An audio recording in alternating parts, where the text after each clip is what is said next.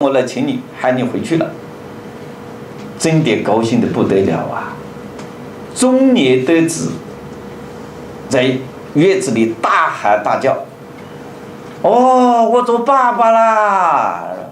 孔子就听到，谁在大喊大叫这么没礼貌，不懂规矩？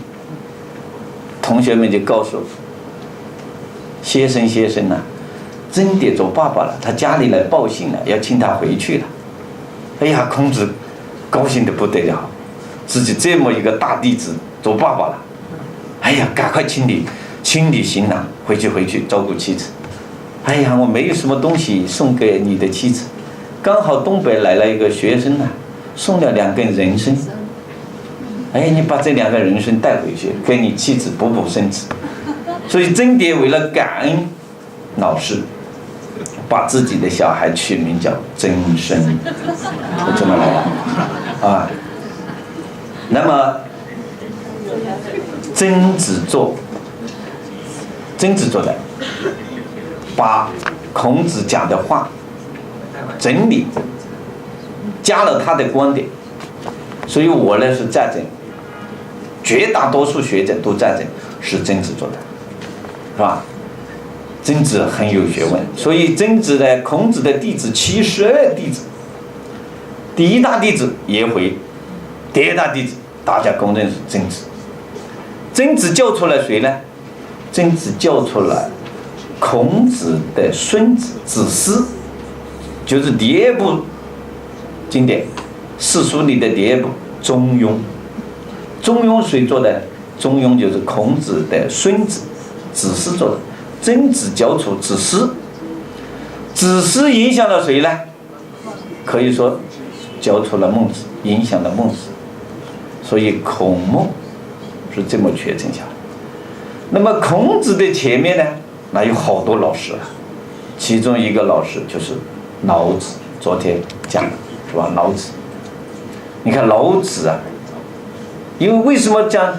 虽然孔子没有系统向老子学习，但是孔子去请教过老子，孔子是非常爱好学习的，是我们所有中国人的学习榜样。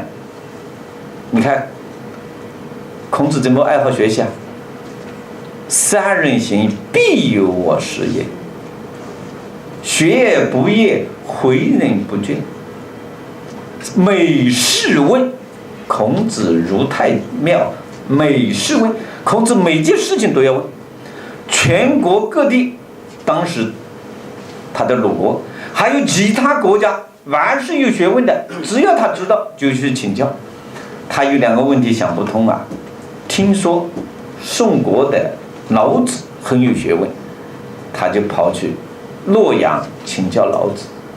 你看从山东鲁国现在的曲阜走到河南洛阳，你看有多远啊？没飞机，他没坐飞机去，没坐高铁，没坐火车，也没坐小车，走路。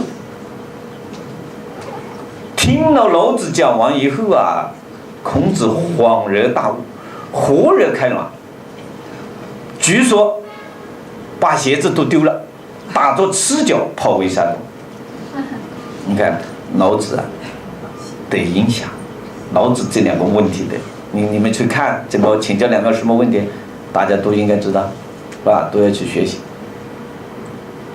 所以孔子啊是这样的，把全人类、全民族的学问，他去学了以后，为什么孔子有这么做人、做事、做官，谈得这么深透啊？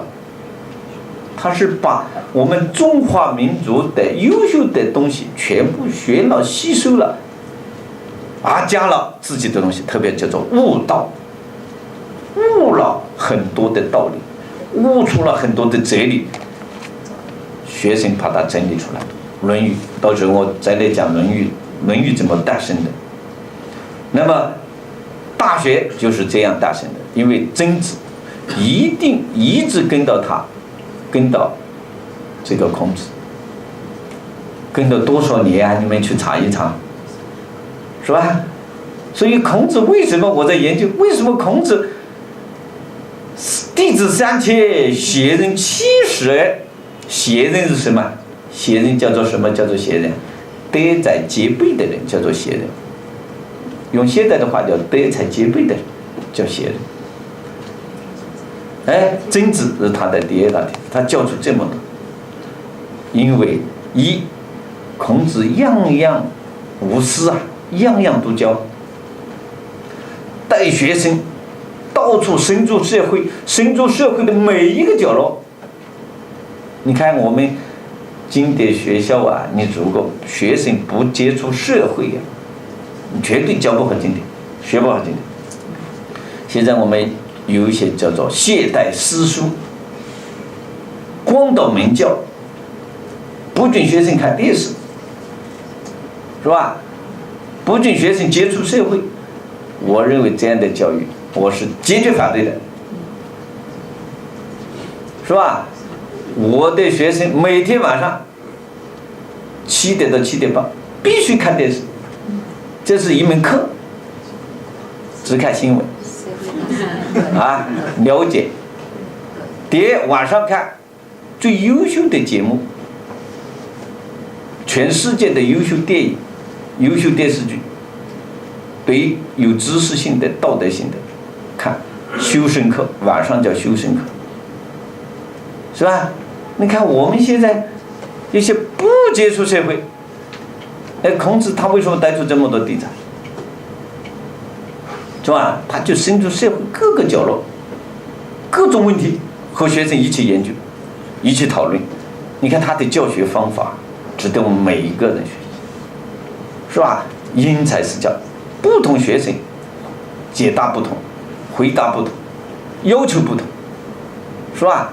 现在我们的呢，全班一个标准，是吧？你看扼杀了多少人才，摧残了多少人才。你看凡是有大才的人，他总有不是样样都行的，是吧？毛泽东数学不及格，美术不及格，英语不及格，3门不及格，是吧？你看现在我们的教育啊，好好的研究，是吧？所以曾子做大学，我认为这个是比较准确的啊。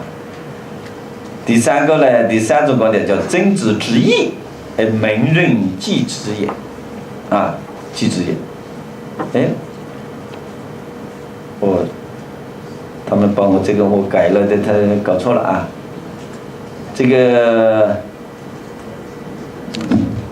我另外改了一个课件，他刚才帮我考在这个桌面上的是我已经做了修改，没关系啊，到时候考一个准确的给你们啊。